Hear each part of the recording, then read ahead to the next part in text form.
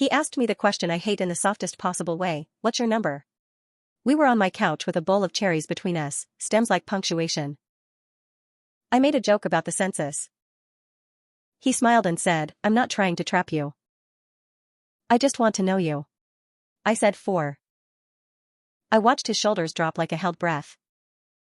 He kissed my forehead and said, thank you for telling me. I lied. If that's all you need to know, you can stop here. But if you want the parts that turned a lie into a life that doesn't include him, keep going. The real number is 11. It is not a moral indictment or a badge. It is a list of 20-something decisions stacked like coasters, a spring break I don't talk about, a coworker I shouldn't have, a neighbor with a record player and a mattress on the floor, a season when my therapist had a waiting list and I used attention to keep from spiraling. I was safe. I got tested after partners and required condoms like a bouncer. But none of that is the point. The point is that he asked because numbers meant something to him, and I told him the number that meant something to me, the one he would still kiss me after. His name is Evan. He's a structural engineer who keeps plants alive and knows the names of bridges like they're old friends. We met in line at the DMV because the universe has a sense of humor. He overheard me on the phone with my boss saying, I might actually expire before the license does, and he laughed. We spent 2 hours trading the worst bureaucratic stories we had. The parking ticket I appealed with a collage of photos, the time his permit got lost because the city hall printer jammed on a Friday. At the end, he said, if the universe can't get its paperwork together, maybe we should, and asked for my number. I liked that he said we. We dated like people who remembered how to be strangers. Slow, careful, honest. Except for the part that matters most in this story. He took me to his favorite Thai place and taught me how to order like a local. He was the kind of man who returns a shopping cart to its exact corral and stacks the baskets he didn't use.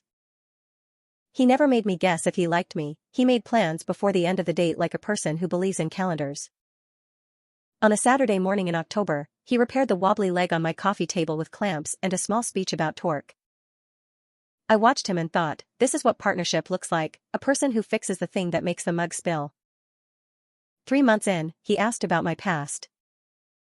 We were at my place, movie paused, the cherry stems wilted in the bowl. I don't care about the exact number, he said. I care about what it means. I could feel the old shame get up and stretch like a cat. I believe. Not always, but enough. That men ask this to gauge risk and write a story about you that feels stable. I also believe that women learn to give the number that lets them keep the nice man who returns shopping carts. I said 4 because it sounded sensible, even to me. He said, okay, with a kind of relief that made a part of me resent him and another part want to cry. I told myself the lie was mostly mercy. I also told myself I would tell him eventually, like honesty is a deferred student loan. Evan is not religious, he's not a statistician, he doesn't talk about mileage like my ex Jason, who used to say gross things about women like they were cars to be leased. Evan just has a frame for risk that is shaped like caution. He cares about who has been in your life because he thinks it says something about who you are when no one is grading you. He didn't say any of that out loud, not then. He just kissed me and pressed play. If the story had stayed that simple, maybe I could have filed the lie under white. But secrets are Pilates, they require constant engagement. I deleted an old album on my phone called College, even though there were photos in there I liked that had nothing to do with nakedness or shame. I flipped past a page in my journal where I had listed the summer of yes, like I was giving myself a participation trophy for surviving grief. I changed the subject when friends told early 20s stories that turned us into unreliable narrators at brunch. I told myself I wasn't dishonest as long as I wasn't actively painting new lies. The night it blew up wasn't cinematic. There were no tears on a wedding dance floor or rings thrown into fountains. It was a living room with a sagging couch at my friend Mia's apartment, a truth or drink game someone brought because apparently we are all permanently 17. The group was half my friends, half Evan's, a mix that felt like integration. The cards had prompts like what's your most irrational fear, and what's your worst date.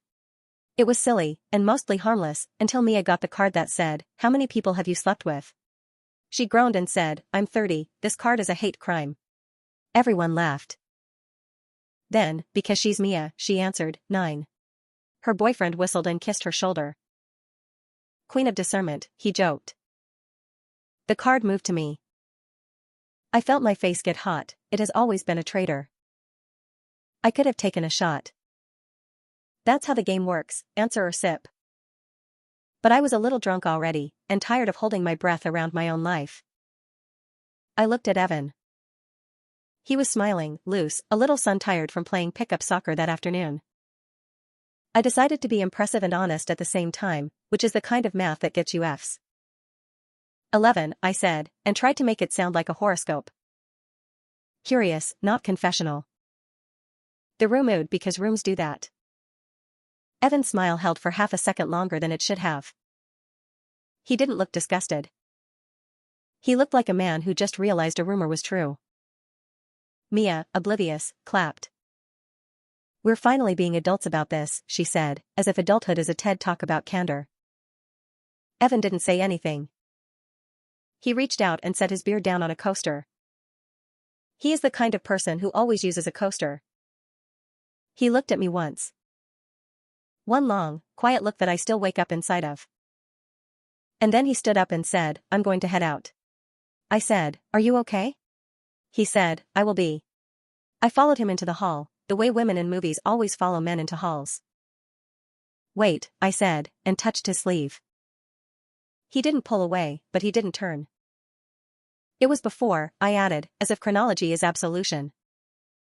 He said, still facing the door, you told me 4. I said, I panicked.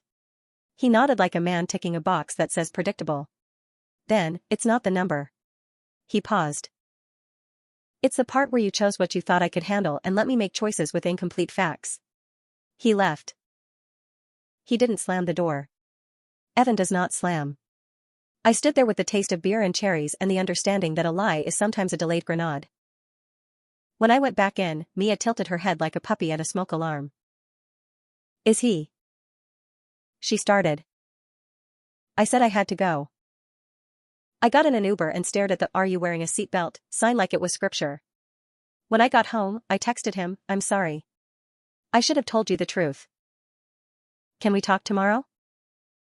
The message turned green, which on my phone means nothing except that a bubble of panic found proof. 10 minutes later, it turned blue. Delivered. No dots. I slept badly, with the lights on, as if being illuminated could prevent being left. In the morning, I sent another text, I'll be at the coffee shop by your office at noon. If you don't come, I'll understand. He didn't reply. At noon, I sat at a tiny table and watched 3 men in suits argue about a staircase.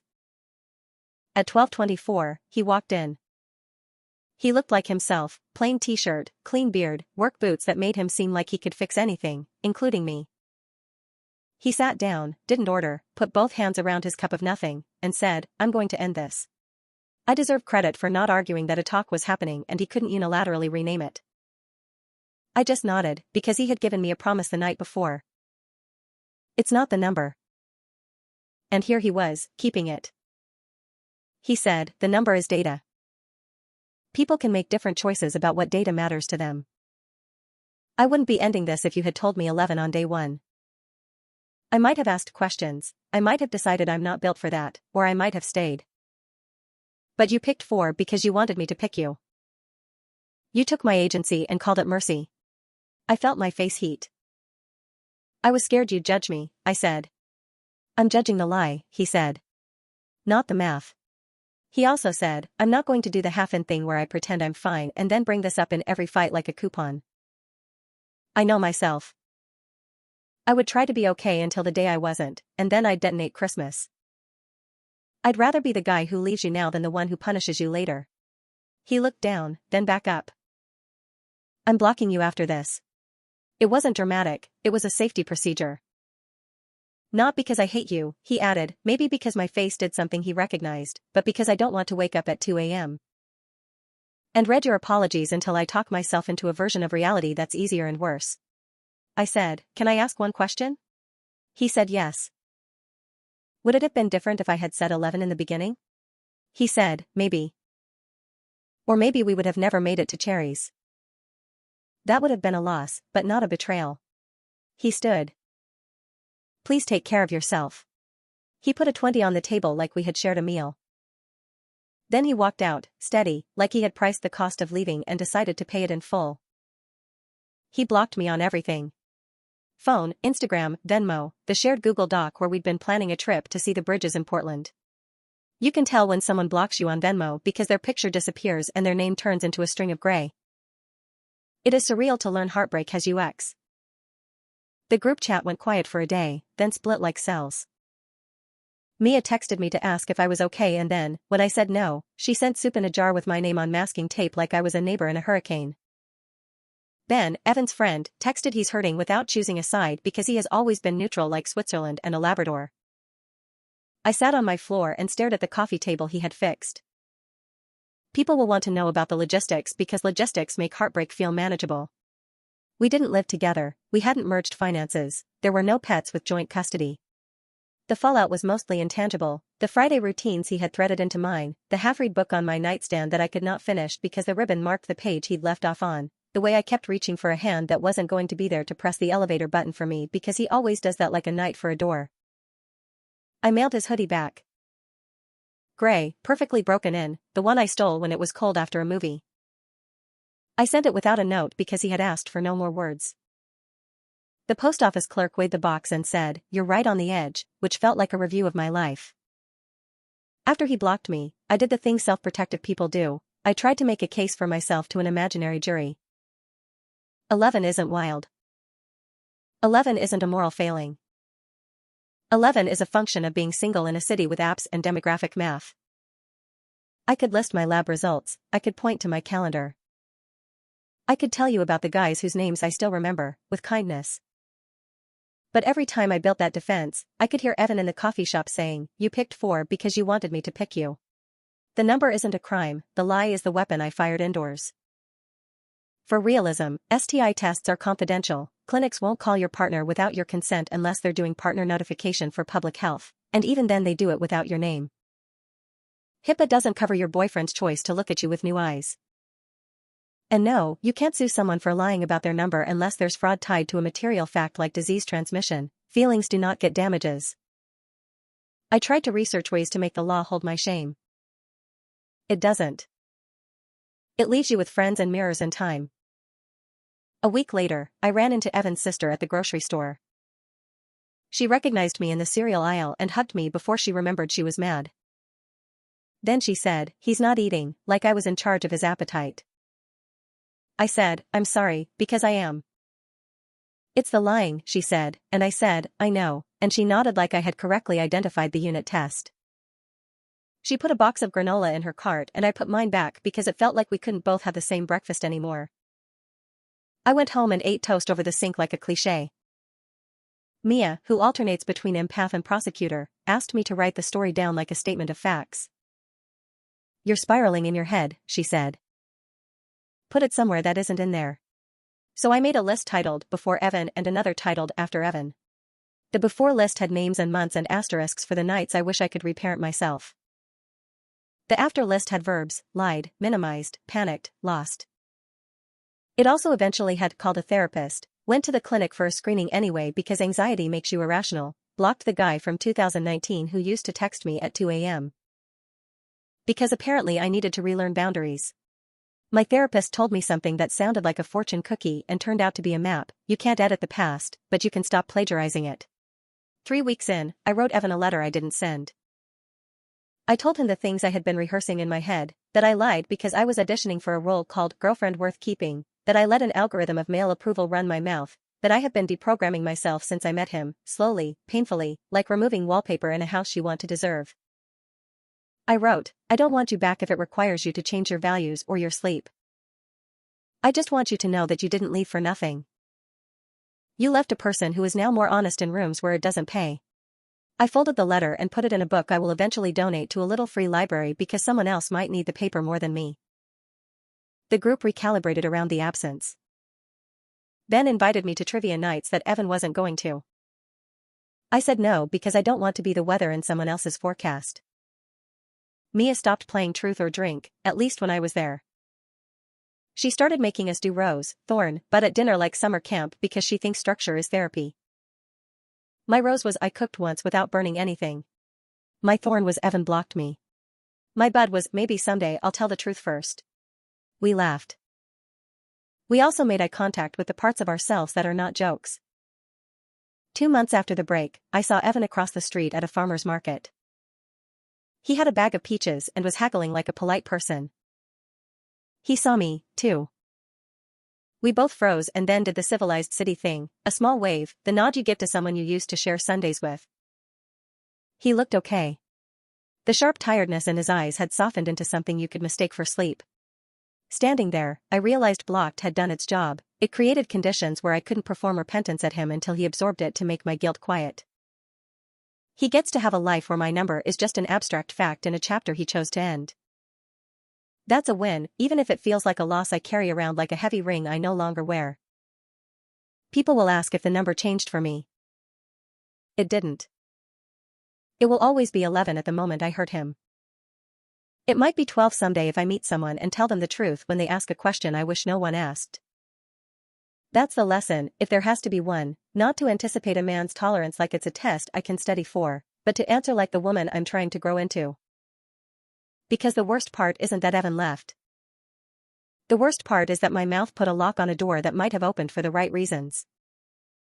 The stray practicalities, sometimes phone carriers take a while to register a block, so your text will look delivered even though it's not.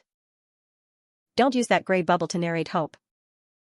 If you send a letter to a blocked person, they might still get it. The block is not a restraining order. Respect the spirit, not the loophole. Friends can forward messages, don't make them arbiters. If you need closure, write it down and put it in a drawer. If you need to feel like you're doing something, do something that doesn't ask the other person to clap. I put my energy into things that don't talk back. I refinished a thrifted dresser.